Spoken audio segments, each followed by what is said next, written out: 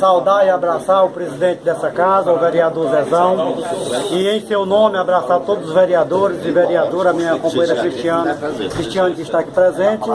E a minha palavra é para parabenizar ao movimento sindical, em particular os rurais, por, nesse momento, mais um companheiro trabalhador da agricultura familiar, o companheiro Raimundo Carneiro, está tomando posse nesse parlamento. Eu quero lhe parabenizar, Raimundo, parabenizar também ao Rodolfo por esse momento e no ano em que a gente começa com um desafio muito grande. Aqui no estado do Ceará, a gente vem do 4º ano de seca seguida, não temos aí boas previsões para 2016. E sem falar que a gente atravessou uma crise econômica do país, até mundial, e estamos passando pelo momento de falta de credibilidade na política nacional, estadual e muitas das vezes no município. E é nesse cenário, certo, que os nossos dois colegas, meus colegas parlamentares, assumem o Raimundo, como foi dito, o Raimundo do sindicato e o Rodolfo, e eu desejo a vocês muita sorte, muita felicidade. Como representante do Partido dos Trabalhadores, Raimundo, eu vim hoje aqui